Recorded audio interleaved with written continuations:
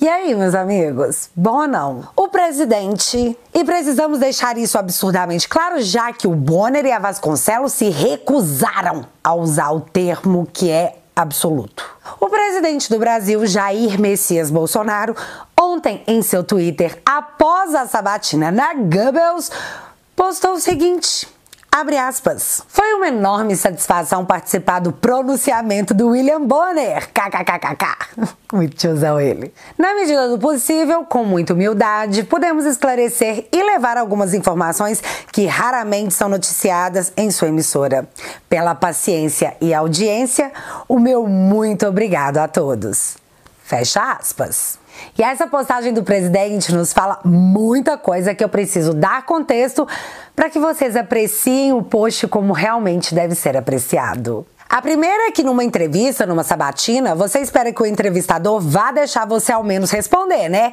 Mas o que você viu foi uma estratégia de centavos, porque toda vez que o Bolsonaro começava a derrubar a narrativa imposta pelo próprio Grupo Globo, o seu Bonner arrumava aquele desespero de namorado novo que foi no banheiro e esqueceu o celular desbloqueado, sabe? E é muito fácil você pensar que eu tive essa impressão porque eu sou bolsonarista, o que por sinal é bem verdade, né? Eu não tô aqui tentando enganar ninguém. Mas é fácil colorir o desenho quando pegamos a opinião de outro jornalista, fora da nossa bolha, sobre qual foi a sensação ao assistir o monólogo do Bonner. Abre aspas pro Milton Neves. Parabéns ao William Bonner por ter conseguido falar mais que o entrevistado hoje no Jornal Nacional. E inventou também a pergunta interminável e lida. Em seguida, resolveu ainda explicar sua própria e longa pergunta. Ora, nem precisava de entrevistado. Fecha aspas. Então, meninas, as más línguas estão falando que o Bonner tomou todo o tempo do presidente porque ele estava com saudade de ter audiência. E isso é um fato, já que a entrevista com o presidente Bolsonaro foi a maior audiência da TV em 2022, batendo inclusive o jogo do Flamengo e Corinthians, que são as duas maiores torcidas do país. É showman que fala, né? A segunda coisa é que realmente foi um exercício de paciência que a audiência teve que demonstrar, porque na hora que a dona Vasconcelos meteu o... Não, a gente disse, fique em casa, se puder. Bicho, dentro de mim eu era só aquele meme do Chuck Norris chutando a TV. Só que depois eu pensei em todo conteúdo de qualidade pra trazer aqui pro canal e aí eu fiquei feliz, porque é sempre bom aproveitar oportunidades assim, tão explícitas, pra desmascarar quem até ontem nos enganava. E hoje a informação pode chegar através da internet, rápida, apurada por qualquer um. Aí esse tipo de lorota descarada não passa despercebida, a gente expõe. E é por isso que eles odeiam tanto as redes sociais. Eu sei que você estava esperando um Bolsonaro no Jornal Nacional 2018 versão 2.0 e pode ter saído dessa com a sensação de um empate em 0-0. Mas eu preciso te lembrar que empate na casa do adversário é sim um bom resultado e eles também sabem disso. E é por esse motivo que a oposição tá chorando no Muro das Lamentações, também conhecido como Twitter. E a minha missão nesse vídeo é trazer para vocês os melhores momentos de todo esse rolê, que foi épico. E você já vai entender porque pode ser que você não tenha visto o que eu vi. Mas fica calmo que eu já vou te contar. Tá preparado? Então separa a pipoca, fica confortável. E bora lá. Ai, essa sabatina não trouxe nada de novo, não teve nenhuma mitada. Meu filho, onde que você tava no momento do... Você tá me estimulando a ser ditador. Eu, candidato? Você. Eu, candidato. Eu? Aqui, ex-marido da Fátima, que agora tá pegando o freixo com aparente déficit de testosterona. Pra você e pro Brasil inteiro. É presidente, tá ok? Forte abraço. Tá, mas a gente precisa falar aqui de coisas importantes, então vamos falar das lágrimas das inimigas. Gregório do Vivier, após a entrevista, foi até o Twitter dizer que achou a entrevista fofa e que, na opinião dele, faltou falar de vários outros assuntos. Bom, vamos ver como que o público do Vivier respondeu, sabe? Povo fora da nossa bolha, bem longe. Ele saiu fortalecido. Foi bem fraca a entrevista. É a tal história, expectativa barra realidade. Mesmo sendo duro ter que admitir isso, Bolsonaro ganhou essa entrevista. Bonner e Renata foram muito fracos. Ele só mentia e o que eles falavam era próximo assunto, quase que legitimando a mentira de Bolsonaro. A única pergunta sobre economia era quase um elogio. Até usaram a desculpa da pandemia e da guerra na pergunta. Ele nem precisou se dar o trabalho de passar pano. A pergunta já chegou limpinha. Muito fofos. Entrevista vergonhosa, joguinho ensaiado, cheio de falsos ataques e saídas fáceis. A cara de deboche do Bonner e a de vítima da Renata harmonizaram perfeitamente com a firmeza do Bolsonaro. Muito preocupante. Tá na cara que a entrevista foi acertada na condição de não abordar o tema macro família. Faltou contraponto? Foi treinado sim? A pergunta do Centrão? Ele aguardava com o ditador engatilhado. Esse modelo de entrevista não funciona com lacrador. É outro jogo. Acho que o Bonner e a Renata não se prepararam e ele conversou bem com os eleitores moderados. Tô pessimista quanto ao resultado dessa pesquisa. É importante a gente entender o porquê que essa galera entrou em pânico. Em 2018, o Bolsonaro veio se apresentar, ou seja, muita gente só o conheceu a partir do Jornal Nacional e assim começou a acompanhá-lo. Quem acompanha o Bolsonaro vota no Bolsonaro. Só que não dá pra ganhar eleições só com o voto dos bolsonaristas. A entrevista de ontem foi pra outro público, que não é o dele. Ontem ele falou com a galera moderada que tem nojinho de palavrão. Essa galera que foi intoxicada pela mídia com 24 horas por dia de matérias dizendo que Bolsonaro ia dar um golpe, que ele era antidemocrático, que ele ia passar pasta de dente na cara dos ministros enquanto eles estavam dormindo. Cara muito malvado. E você sabe quem tava torcendo o dedinho para que o presidente desse uma estourada? A mídia, que tá de barriguinha vazia, batendo panela pedindo a volta dos anúncios estatais. Os jornalistas já tava tudo babando em cima dos bloquinhos de papel, esperando aquela declaração bombástica do presidente para soltarem matérias tipo: em entrevista Bolsonaro ataca a democracia. Só que em contrapartida eles receberam um... Quem? O que você tá falando? Xande? Ih, meu filho, tamo de boas. Eu acho que ele até vai na próxima motociata. Dia desses ele vai. Os caras murcharam igual a cara da Miriam Leitão. Não tem matéria bombástica, não teve fala antidemocrática. Aí os moderados olharam e pensaram: uai... Antes da entrevista, a canhotada estava empolvorosa, puxada pelo Danones, dizendo que faria um panelaço gigante, absurdo, que até o Macron, presidente da Argentina, ia escutar.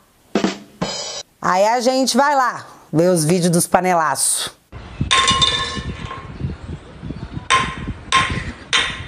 Então, povo, foi uma excelente oportunidade do presidente mostrar o que está fazendo. Falou que a nossa inflação vai ser menor que a dos Estados Unidos. E o mais legal disso é que as agências do Ministério da Verdade vão se coçar inteiro para lá bater o carimbo de fake news, mas não vai dar, porque é verdade. Falou da Amazônia, falou do absurdo que foi tirar a autoridade médica numa pandemia e deixou claro que essa aberração é culpa da mídia. Menino, nessa hora, o Bonner tava a cara daqueles cachorro com raiva, só que ele se conteve, mandou risinhos de deboche, porque, sei lá, foi o melhor que ele conseguiu pensar na hora. Eu, candidato? Você. Mas é que teve uma hora que eu ri demais, que foi a hora que eu estava falando das urnas, e aí o Bolsonaro foi lá e falou: pera lá, colega, quem falou isso aí foi o chefe de TI do TSE, que atestou que o cara entrou lá e ficou fazendo moonwalker por 6 meses, com senha do ministro, foi o TSE, foi eu não, tem um inquérito. Tem inquérito. Temos inquérito. Aí, o ex da Fátima, pra sair dessa situação constrangedora, mandou um: ah, tá. Só que aí o senhor tá sendo acusado de falar desse inquérito sigiloso, né? Pare de falar desse inquérito sigiloso. Véi, é tipo assim, quem liga pro conteúdo importante que deveria ser discutido? Vamos focar no ponto onde você não podia contar isso pra ninguém, porque era segredo, seu feio bobo e chato. Democracia brasileira. Boa? Opa, muito boa. Recomendo. Teve a parte da autonomia da PF que o ex da Fátima Bernardes falou assim: autonomia e sobre a imparcialidade da Polícia Federal, que goza de autonomia já há alguns anos, como ninguém poderia negar. Que goza de autonomia há alguns anos e ninguém poderia negar. Mas aí, Bolsonaro, como é que você se sente com essa acusação de interferir na PF? Mas você acabou de falar que eles gozam de autonomia há alguns anos e que ninguém pode negar. Tipo, você falou, homem! E aqui, a Fátima não vai voltar pra você. Agora ela tá com Freixo, versão Ranger Rosa. Supere esse mau sentimento. Toma o Whey Protein pra você melhorar. Bolsonaro também falou sobre as acusações de governar com o Centrão, que foi quando ele meteu aquela. Eu, candidato? Você. Ai, eu nunca vou enjoar desse vídeo. E também não perdeu a oportunidade de esfregar a cara de geral, dizendo pra todo mundo que os senadores do PT votaram contra a PEC dos auxílios, que aumentou o Auxílio Brasil para R$600. Ah, e também macetou a oposição, que votou contra a redução do ICMS, que baixou de forma brutal o preço dos combustíveis. Tá aí os caras que se preocupam só com o povo mais pobre. Que expulsa de qualidade. Mas a mais da noite, aproveitando a audiência gigantesca do Showman, veio da dona Renata, que no melhor estilo 1984 e a tentativa de reescrever a história na frente dos nossos olhos, disse que a Goebbels não disse fique em casa. A Goebbels disse fique em casa se puder. Se puder. Fique em casa se puder. Foi mal, mas não vai dar pra fazer piada disso não. Enquanto pais e mães de famílias eram multados e presos por estarem trabalhando, a Goebbels mandava uma jornalista, com permissão de trabalhar, para filmar os estabelecimentos sendo fechados e as pessoas desesperadas, como se aquilo fosse uma espécie de entretenimento. Era a programação da pandemia. Teve coletânea de vídeos dos artistas da emissora dizendo pra você ficar em casa. Não tinha nenhum mas. Era fique em casa e faça origami. Olha o meu origami, que legal. Aprendi no meu tempo livre. Aquilo foi uma escarrada muito bem dada na cara da população. E aí, direto dos porões dos esquecidos, Vera Magalhães, a datilógrafa, aparece pra dizer que nem teve lockdown no Brasil. Imagina, nem teve lockdown. Tudo que nós vivemos, você imaginou. A Goebbels não fez campanha para ninguém ficar em casa, não teve lockdown. E aquele o choro é livre que a jornalista da Goebbels mandou quando avisava que o lockdown ia continuar foi imaginário. Mas como quem perdoa é Deus, eu quero saber o que a gente faz com esse post aqui da dona datilógrafa, que diz o seguinte, abre aspas. Para negar que o lockdown foi eficiente, Bolsonaro enfiou até uma menção ao CEAGESP no pronunciamento. Fecha aspas, véi. A internet não perdoa. Então a gente só pode concluir que ou é Alzheimer ou é só cara de pau mesmo. Galera, olha bem para essa foto, mas presta bastante atenção nessa foto. Agora, você dá uma olhada para essa aqui e grava essa imagem na sua cabeça e no seu coração, meu amigo. Porque nós nunca vamos esquecer. Nunca. E aqui vai a minha opinião pessoal, tá? Jornalista da Goebbels tem um lado muito bem definido. E assim que eles saem de lá, eles se sentem super de boa para declarar o seu amor ao seu candidato descondenado. Chico Pinheiro tá aí que não me deixa mentir. Marcos Uchoa também. Aliás, seu Marcos Uchoa nos contou o tamanho do estrago que o Bolsonaro fez na Goebbels por obrigá-los a seguir aquilo que eles exigem dos outros. A CLT. Escuta. Foi uma das coisas que o Bolsonaro fez. Pessoas que tinham um salário melhor na Globo ganhavam como pessoa jurídica, como PJ. Tá.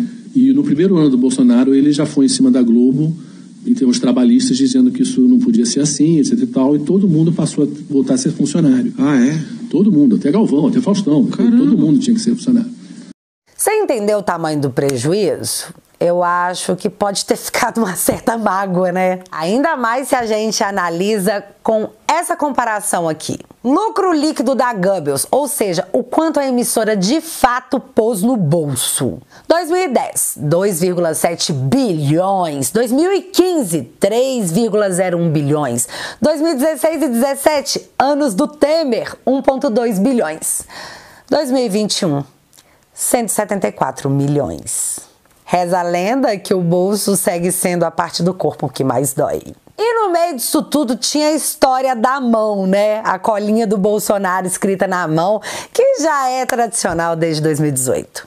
Eu tenho pra mim que o ex da Fátima e a outra moça lá acabaram lendo o que estava escrito e mandaram um "Oi, Deus, tudo bem?" Então, eu sei que eu não tenho sido uma pessoa muito boa ultimamente, mas por favor, não deixe o Bolsonaro falar desses negócios, não, porque senão vai dar muito ruim pra nós, senhor. Deixa não, eu vou melhorar, eu vou ser uma pessoa boazinha. E, de fato, nenhum daqueles assuntos que estavam na mão do presidente foram abordados. Mas o que estava escrito na mão dele? Nicarágua, Argentina, Colômbia e Dário Messer. Pra quem não entendeu, eu vou dar uma resumida bem rapidinho. Nicarágua tem um ditador, amigo do Nine, que tá perseguindo católicos, fechando rádios e prendendo bispos.